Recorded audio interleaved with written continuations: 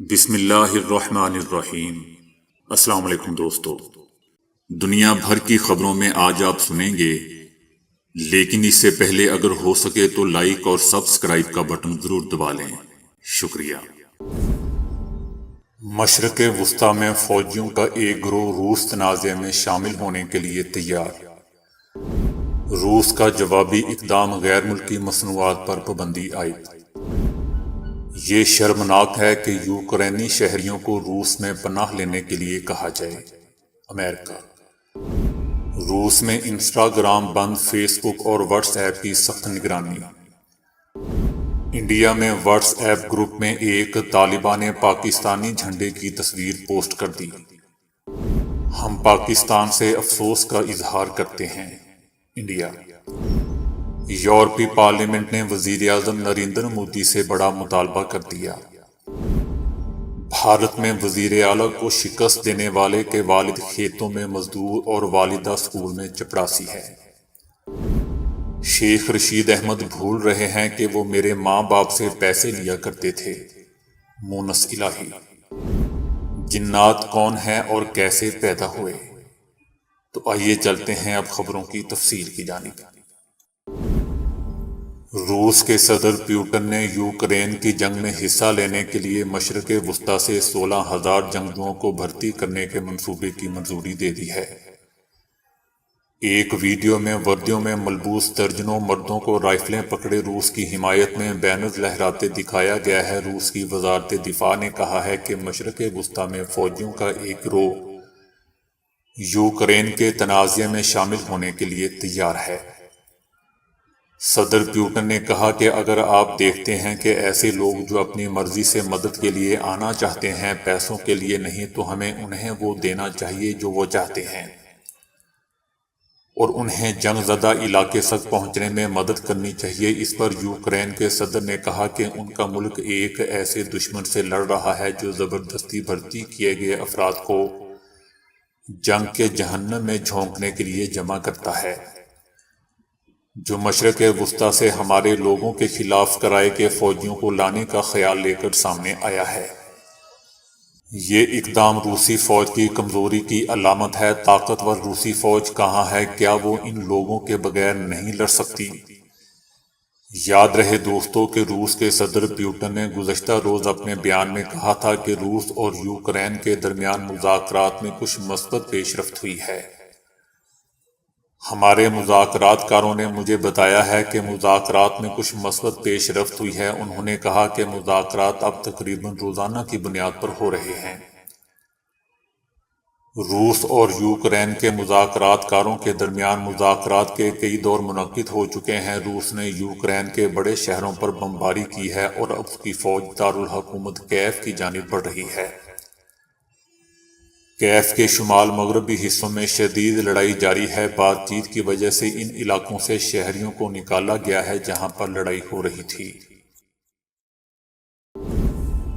امریکہ اور یورپی ممالک کی جانب سے مختلف اقتصادی پابندیوں کے بعد روس نے بھی غیر ملکی مصنوعات کی برآمدات پر پابندی عائد کر دی ہے۔ روسی حکومت نے 200 سے زائد مصنوعات کی برآمدات کو ممنوع قرار دے دیا ہے۔ مذکورہ مصنوعات میں ٹیکنالوجی، ٹیلی کمیونیکیشن، طب، آٹو موبائل، زراعت اور الیکٹرانک کا سامان شامل ہے۔ مذکورہ مصنوعات کی برآمدات پر پابندی یوریشیا اقتصادی یونین ممالک کا احاطہ کرتی ہے۔ اس کے علاوہ روس کے ساتھ غیر دوستانہ ممالک کے لیے ٹمبر کی برآمدات پہ بھی عارضی طور پر پابندی عائد کر دی گئی ہے۔ یاد رہے دوستو کہ روس کے صدر پیوٹن نے 8 مارچ کو بعض مصنوعات اور خام مادوں کی برآمدات بند کرنے کا حکم جاری کر دیا تھا۔ امریکہ نے کہا ہے کہ یوکرینی دارالحکومت کیف میں امریکی جنگی طیاروں کی تعیناتی کا مطلب روس کے ساتھ براہ راست تصادم ہے، اور روس کے ساتھ امریکہ کے براہ راست تصادم سے یوکرین کو کوئی فائدہ نہیں ہوگا۔ ہم یوکرین کے لیے فوجی حمایت کو مضبوط بنانے میں متحد ہیں۔ ہم برطانیہ کی طرف سے یوکرین کو مہلک ہتھیاروں سمیت فراہم کی جانے والی امداد کی تعریف کرتے ہیں۔ روس نے بغیر کسی جواز کے یوکرین کے شہریوں پر بمباری جاری رکھی ہوئی ہے۔ امریکہ کا مزید کہنا ہے کہ یہ شرمناک ہے کہ یوکرینی شہریوں کو اس ملک میں پناہ لینے کے لیے کہا جائے جس نے ان پر حملہ کیا ہوا ہے۔ ہمیں یقین ہے کہ روس کو شکست کا سامنا کرنا پڑے گا۔ یوکرین میں روس کی جنگ نے لوگوں کو بہت تکلیف دی ہے۔ پیوٹن ہمارے اتحاد اور روس پر عائد پابندیوں سے حیران رہ گئے ہیں۔ روس میں انسٹاگرام کو بند کر دیا گیا ہے جبکہ فیس بک اور واٹس ایپ کی بھی نگرانی کی جا رہی ہے۔ اگر روس کے خلاف مواد جاری کرنے کے حوالے سے رپورٹ درست ثابت ہوگی تو انہیں بھی بند کر دیا جائے گا۔ ملک میں انسٹاگرام کی سروس پر پابندی لگائی جا رہی ہے کیونکہ یہ روسی فوجیوں اور شہریوں کے خلاف تشدد کے پیغامات دے رہا تھا۔ روس میں ٹوئٹر کے استعمال کی جزوی اجازت ہے جبکہ روسی اقدامات کے خلاف مواد پھیلانے کو جرم اور رپورٹس کو جعلی قرار دیا گیا ہے۔ گوگل نے RT اور سپوٹنگ کے ذریعے چلنے والے یوٹیوب چینلز کو یورپ میں بند کر دیا ہے جس سے ٹک ٹاک اکاؤنٹ بھی بند ہو گئے ہیں۔ بھارت میں حجاب تنازعے کی آڑ میں اقلیتوں کے خلاف مہم شدت اختیار کرتی جا رہی ہے۔ کرناٹک کے ضلع شیوموگا کے ایک کالج میں معاملہ اس وقت شدید طول پکڑ گیا جب حجاب کے موضوع پر بحث کے دوران ایک واٹس ایپ گروپ میں ایک طلبہ نے پاکستانی جھنڈے کی تصویر پوسٹ کر دی۔ پاکستانی جھنڈے کی تصویر پوسٹ کرنے پر ہندو طلبہ کی جانب سے طلبہ کے خلاف بغاوت کا مقدمہ درج کرنے اور اسے کالج سے نکالنے کا مطالبہ کیا جا رہا ہے۔ ہندو طلبہ نے کالج کے احاطے میں اس معاملے پر احتجاج بھی کیا۔ مظاہرین نے یہ بھی الزام لگایا کہ کالج انتظامیہ نے اس بارے میں ابھی تک کوئی قدم نہیں اٹھایا ہے۔ انڈین حکومت کی جانب سے تصدیق کی گئی ہے کہ ایک تکنیکی خرابی کی وجہ سے ان کا ایک میزائل پاکستانی علاقے میں گرا ہے۔ معمول کی دیکھ بھال کے دوران ایک تکنیکی خرابی کے سبب حادثاتی طور پر فائر ہو گیا تھا۔ انڈیا کی حکومت کی جانب سے جاری بیان میں مزید کہا گیا ہے کہ انہوں نے اس واقعہ کا نوٹس لے لیا ہے اور اعلیٰ سطح پر انکوائری کا حکم دے دیا گیا ہے۔ یہ واقعہ افسوسناک ہے لیکن اطمینان کی بات یہ ہے کہ اس حادثے کے نتیجے میں کوئی جانی نقصان نہیں ہوا ہے۔ دوستو، یاد رہے کہ DGISPR کا کہنا تھا کہ 9 مارچ کو ایک چیز انڈیا سے پاکستانی فضائی حدود میں داخل ہوئی۔ پاکستان ایئر فورس نے اس کی مکمل مانیٹرنگ کی۔ یہ چیز میاں چنو کے قریب گری جس سے سویلین کا کچھ نقصان بھی ہوا۔ ہم نے 9 مارچ کو شام 6:33 پر ایک انڈین بارڈر کے 104 کلومیٹر اندر ایک چیز کو مانیٹر کیا۔ یہ چیز 40,000 فٹ بلندی پر اڑ رہی تھی۔ یہ انتہائی تیز رفتاری سے سفر کر رہی تھی۔ یہ چیز 70 سے 80 کلومیٹر سفر کے بعد دائیں جانب مڑی اور اسی بلندی اور رفتار کے ساتھ شمالی مغرب میں پاکستان کی جانب بڑھنا شروع ہو گئی۔ پاکستانی ایئر فورس اس چیز کو مسلسل مانیٹر کر رہا تھا۔ اس کے بعد اس چیز نے انٹرنیشنل سرحد عبور کی اور یہ بہاولپور کے جنوب سے پاکستان میں داخل ہو گئی۔ اور پھر یہ شام 6:50 پر میاں چنو کے قریب گر گئی۔ اس چیز نے پاکستان کی فضائی حدود میں 140 کلومیٹر کا فاصلہ طے کیا۔ DGISPR کا کہنا تھا کہ پاکستان فضائی حدود کی اس خلاف ورزی کی مذمت کرتا ہے۔ اس واقعے کی جو بھی وجہ ہے اس کی وضاحت انڈیا کو دینی ہوگی۔ ہم اس پر کوئی اشتعال انگیز بیان نہیں دیں گے۔ یہ ایک زمین سے لانچ کیا گیا سپر سونک فلائنگ آبجیکٹ تھا لیکن یہ غیر مسلح تھا۔ یورپی پارلیمنٹ نے کشمیری رہنماؤں، انسانی حقوق کے کارکنوں اور صحافیوں کی رہائی کا مطالبہ کیا ہے۔ یورپی پارلیمنٹ نے بھارتی وزیر اعظم نریندر مودی سمیت بھارتی اعلیٰ حکام کو خط لکھا ہے جس میں کہا گیا ہے کہ بے گناہ حراست میں لیے گئے افراد کو فوری رہا کیا جائے۔ خط کے متن میں کہا گیا ہے کہ آئندہ یورپی پارلیمنٹ کے اجلاس میں اس سنگین صورتحال پر بحث کرنے کی درخواست کریں گے کہ انڈیا جنرل اسمبلی کی قراردادوں کی مکمل پاسداری کرے۔ بھارتی ریاستوں کی اسمبلیوں میں ہونے والے انتخابات میں مشرقی پنجاب کے نتائج نے سب کو حیران کر دیا ہے، جہاں کانگریس کے بڑے بڑے بت عام آدمی پارٹی کے عام سے امیدواروں نے زمین بوس کر دیے، جبکہ اتر پردیش، اتراکھنڈ، منی پور اور گوا میں بی جے پی جیت گئی۔ سب سے حیران کن نتائج مشرقی پنجاب کے رہے، جہاں نوجوت سنگھ سدھو سمیت کانگریس کے بڑے اور مضبوط امیدوار ناتجربہ کار امیدواروں سے شکست کھا گئے۔ عام آدمی پارٹی کے ایک امیدوار جو موبائل فون کی دکان پر سیلز مین ہے، اس نے وزیر اعلیٰ چرنجیت سنگھ کو شکست دے دی۔ وزیر اعلیٰ کو شکست دینے والے لوب سنگھ کے والد کھیتوں میں مزدور اور والدہ اسکول میں چپڑاسی ہے۔ عام آدمی پارٹی مشرقی پنجاب میں پھر حکومت بنانے کی پوزیشن میں آ گئی ہے۔ عام آدمی پارٹی نے بھگونت مان کو ریاست کے وزیر اعلیٰ کے لیے نامزد کیا ہے، جو ایک اداکار اور کامیڈین بھی رہے ہیں۔ 2015 کے الیکشن میں عام آدمی پارٹی نے 70 میں سے 63 نشستیں جیت کر بی جے پی کو وائٹ واش کر دیا تھا، اور اب پھر مشرقی پنجاب میں بھی عام آدمی پارٹی کی حکومت بننے جا رہی ہے۔ وزیر داخلہ شیخ رشید احمد کے بیان پر ق لیگ برہم ہو گئی ہے۔ مونس الہی نے کہا ہے کہ شیخ رشید احمد بھول رہے ہیں کہ وہ ہماری جماعت کے بزرگوں سے زمانہ طالب علمی میں پیسے لیا کرتے تھے۔ مونس الہی نے شیخ رشید احمد کو دو ٹوک جواب دیتے ہوئے کہا کہ میں ان کی عزت کرتا ہوں، لیکن وہ بھول رہے ہیں کہ وہ اسی جماعت کے لیڈران کے بزرگوں سے پیسے لیا کرتے تھے۔ دوستو، وزیر داخلہ شیخ رشید احمد نے کہا تھا کہ ق لیگ 5 سیٹوں پر صوبے کی وزارت اعلیٰ کے لیے بلیک میل کر رہی ہے۔ دوسری طرف مسلم لیگ ق کا حکومتی اتحاد چھوڑنے کا قوی امکان پایا جا رہا ہے۔ تحریک انصاف مسلم لیگ ق کو مطمئن کرنے میں ناکام ہو گئی ہے، جس کے باعث ق لیگ کی جانب سے حکومتی اتحاد چھوڑنے کا قوی امکان ہے، جس کا فیصلہ کسی بھی وقت آ سکتا ہے۔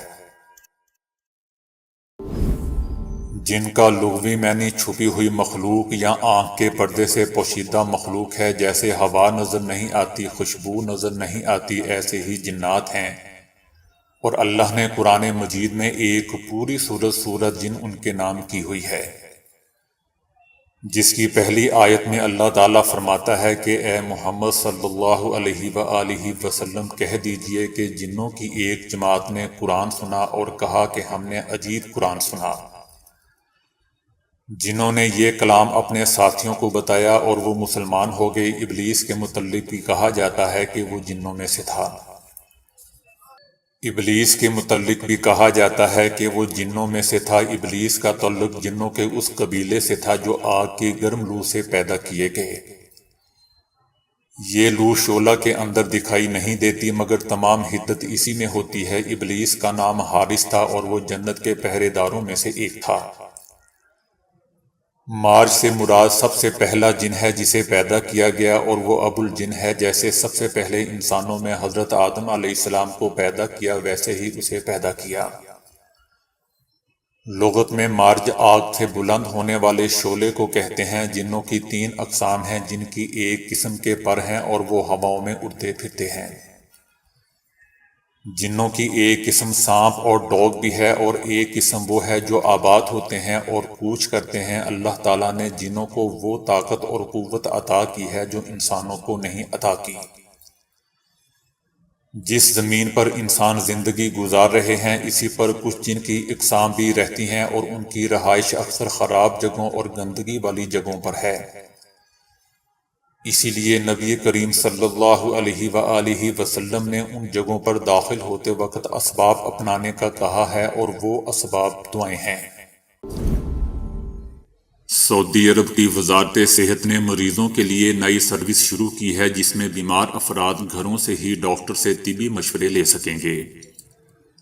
انات اور صحتی ایپس کے ذریعے فراہم کی جانے والی ورچوئل سروس ان مریضوں کے لیے نہایت ہی کارآمد ہوگی جس کی صحت خراب ہو اور وہ فوری طور پر آسانی سے طبی مشورے حاصل کر سکیں گے۔ آن لائن سروس کے ذریعے ہسپتالوں اور کلینکس پر مریضوں کا بوجھ کم ہو سکے گا، جبکہ اس طریقے سے کورونا کے ہسپتالوں سے پھیلاؤ کے خطرے سے بھی نپٹا جا سکے گا۔ سعودی عرب میں ایک چھوٹے بچے کی ماں کی درخواست پر عدالت نے ایک ہی دن میں سماعت مکمل کر کے فیصلہ سنا دیا۔ ریاض میں عدالت میں ایک خاتون نے درخواست دائر کی ہوئی تھی کہ ان کا بچہ شوہر نے چھین لیا ہے۔ عدالت نے کیس کی سماعت کی اور ایک ہی دن میں فیصلہ سناتے ہوئے بچے کو ماں کے حوالے کرنے کا حکم دے دیا اور کہا کہ ماں بچے کی دیکھ بھال کی زیادہ حقدار ہے۔ عدالت نے فیصلہ صادر کرتے ہوئے یہ بھی کہا کہ بچے کو باپ کے مقابلے میں ماں کی زیادہ ضرورت ہے۔ باپ اپنے بچے کو اس کی ماں سے چھیننے کا مجاز نہیں ہے۔ عدالت نے ماں کو یہ بھی سہولت دی ہے کہ وہ بچے سے متعلق دیگر کارروائیاں مقامی اداروں سے مکمل کروا سکتی ہے، جس کے لیے شوہر سے اجازت کی ضرورت نہیں پڑے گی۔ بہرحال میں آپ کو ایک ایسے شخص کے بارے میں بتاتا ہوں جو ایک ٹیکسی ڈرائیور ہے۔ اس نے اسی دوران قرآن پاک بھی حفظ کر لیا۔ اس شخص کا نام ابو حفصہ ہے جو انگلینڈ میں کئی سال سے ٹیکسی چلاتے ہیں۔ ابو حفصہ نے سوشل میڈیا پر اپنی ایک ویڈیو شیئر کی جس میں وہ بتاتے ہیں کہ میں ایک پوائنٹ سے دوسرے پوائنٹ تک جاتے ہوئے آدھا رکوع پڑھتا تھا اور اس کو دہراتے رہتا تھا، کبھی ایک لائن، کبھی ایک آیت تو کبھی پورا رکوع۔ اس طرح میں نے 3 سال کے عرصے میں پورا قرآن پاک حفظ کر لیا۔ جاپانی سائنسدانوں نے تجربات سے دریافت کیا ہے کہ خواب دیکھتے دوران دماغ کو آکسیجن اور فرحت بخش غذائی اجزاء کی فراہمی بہتر ہونے کے ساتھ ساتھ دماغ سے فاسد مادوں کی صفائی میں بھی بہتری آتی ہے۔ یہ بات ثابت شدہ ہے کہ انسانوں کے علاوہ کئی جانور بھی سوتے میں خواب دیکھتے ہیں۔ اب تک کی تحقیقات میں جاگتے دوران، گہری نیند میں اور خوابیدہ نیند کے وقت دماغ میں خون کے بہاؤ کی متعدد بار پیمائش لی جا چکی ہے، مگر ان تحقیقات کے نتائج ایک دوسرے سے بہت مختلف اور مخالف رہے ہیں۔ دماغ میں خون کے بہاؤ اور خوابیدہ نیند کا آپس میں بہت مضبوط تعلق ہے۔ یاد رہے دوستو کہ دماغ تک پہنچنے والا خون نہ صرف آکسیجن اور غذائی اجزاء کو وہاں پہنچاتا ہے بلکہ دماغی خلیوں سے کاربن ڈائی آکسائیڈ اور مختلف فاسد مادے بھی جذب کر کے انہیں دماغ سے نکال باہر کرتا ہے، اور اس طرح دماغ کی صحت اور تندرستی کو برقرار رکھنے میں اہم کردار ادا کرتا ہے۔ ماضی میں عمومی خیال یہ تھا کہ سوتے دوران دماغ میں خون کا بہاؤ کم ہو جاتا ہے، لیکن حالیہ برسوں میں کی گئی تحقیقات سے اس خیال کی نفی ہو رہی ہے۔ ریسرچ جرنل سیل رپورٹس کے تازہ شمارے میں شائع ہونے والی مذکورہ خبر بھی تجربات کے اسی سلسلے کی ایک کڑی ہے۔ بھارت میں ایک دوسرے پر پتھر پھینکنے کے سالانہ مقابلے میں صرف 7 منٹ میں 77 افراد شدید زخمی ہو گئے، جنہیں طبی امداد کے لیے ہاسپٹل لے جایا گیا ہے۔ ہر سال ریاست اتراکھنڈ سے تعلق رکھنے والے سینکڑوں افراد پتھر بازی کا دوستانہ میچ کھیلتے ہیں اور جسے بگوال کہتے ہیں۔ بگوال کے معنی پتھروں سے لڑائی ہے، جس میں ضلع چمپاوت کے 4 قبائل شریک ہوتے ہیں۔ دونوں اطراف سے شدید سنگباری ہوتی ہے اور اس میں لوگ لہو لہان بھی ہو جاتے ہیں۔ یہ رسم ایک داستان سے شروع ہوتی ہے۔ داستان کے مطابق یہ واقعہ دیوی دھورا گاؤں میں پیش آیا۔ بلاؤں سے عاجز اور بے بس 4 قبیلے والک، چمیال، لمگریا اور گہروال نے دیوی براہی سے التجا کی کہ وہ ان کی جان بچائے۔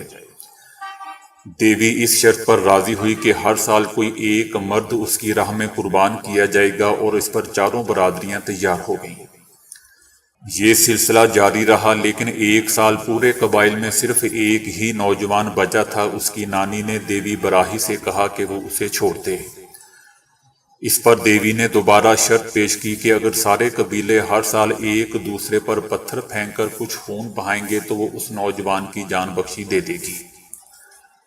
اس پر سب قبیلے راضی ہو گئے اور یہ سلسلہ تاحال جاری ہے۔ یہ رسم سینکڑوں سال پرانی ہے، جس میں تمام قبائل اپنے بزرگوں کا وعدہ نبھاتے ہوئے ایک دوسرے پر پتھر پھینکتے ہیں اور شدید زخمی ہو جاتے ہیں۔ 2013 میں حکومتی اداروں نے چاروں قبائل کو سنگ باری کے بجائے ربڑ کی گیندوں اور پھلوں کے استعمال کی پیشکش کی تھی،